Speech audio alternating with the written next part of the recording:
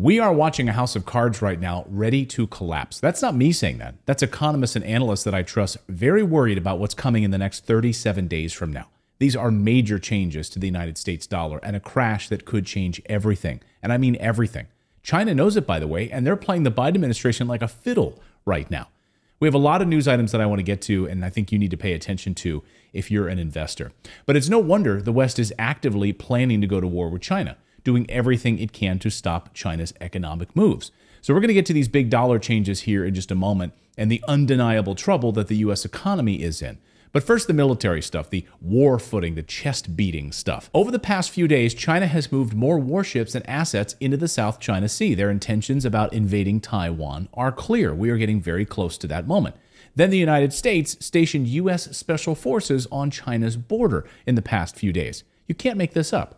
Former U.S. Marine and former UN weapons inspector Scott Ritter just told me this is a clear provocation, and it's incredibly stupid on the part of the Biden regime. It's stupidity in the extreme, and the Chinese know the trajectory that they're on. They're on a trajectory of getting Taiwan back and having a couple dozen American special forces on an island that literally can be obliterated in a moment. One missile.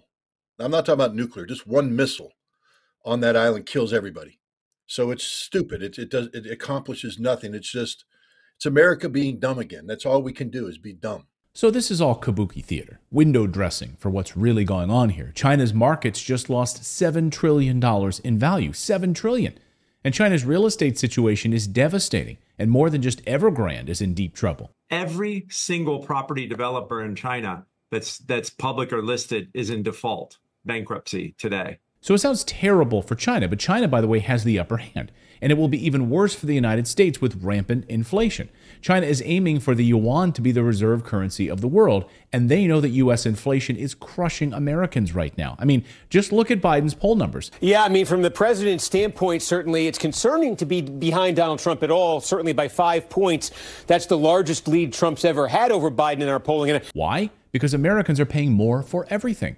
The value of the U.S. dollar is not what it used to be. Vladimir Putin, in a speech last week in an interview with Tucker Carlson, pointed out that they didn't even used to trade in yuan. They didn't even used to settle transactions in rubles and yuan with China. Now they do, thanks to what Biden has done.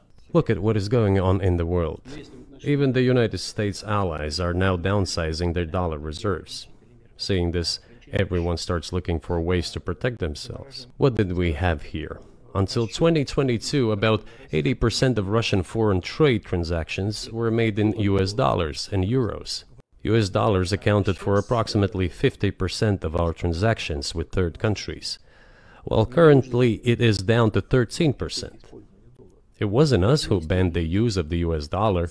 It was decision of the United States to restrict our transactions in US dollars. So China just launched a massive injection of stimulus into its economy, and that's terrible news for the US dollar. Why? Well, investors love cheap stocks, and they love countries that artificially prop up those stocks with stimulus, which is exactly what China is doing. Now, remember, during our stimulus heyday, Wall Street made billions of dollars. The 1% got richer while you guys got screwed. So investors right now are dumping the United States and instead buying up the very cheap Chinese stocks. The Fed panics, has to slash rates even more. That doesn't project confidence in the United States economy, which is now $34 trillion in debt. Jerome Powell was asked about this, and he said last week that the United States debt is unsustainable. When something, by the way, is unsustainable, that means it collapses. But in 37 days at the Fed's March 20th meeting, we will have our response to China. They are stimulating their currency, and we are forced to devalue our currency, and our dollar will be unrecognizable. Because China is just one piece of this puzzle. But see, Jerome Powell's hands are tied behind his back because of the United States commercial real estate collapse that's on the verge of happening. Not the residential real estate, that's doing fine. And I think prices are going to go up. No, commercial real estate, office buildings, which are vacant. And now that is tied to small local regional banks. I don't know if you know what's been happening right now, and I don't know if you know what's been happening over the past week, but these regional banks have these loans with these commercial real estate buyers, and they are walking away from their mortgages, defaulting. That means many of these regional banks are about to go under if interest rates don't come down fast. because many of these real estate owners had 5-year adjustable rate mortgages, and there's no way they want to refinance from 3% up to 6 or 7% or even higher. So they need these interest rates to come down fast. But guys, here's the real story. Here's the rub. If inflation goes up thanks to what China is doing with their stimulus, then Powell won't be able to slash interest rates at this March 20th meeting, as we expect him to do. Instead, do the opposite. Pull the rug out from the economy. We are facing a crash like never before. Interest rates go back up. Are you crazy? All of these commercial banks are going to experience catastrophic default on commercial real estate loans. And each of these banks will start to topple one by one. Mark my words. Remember 2008? That'll be like peanuts compared to the amount of loans out there right now. I mean, just take a look at your screen.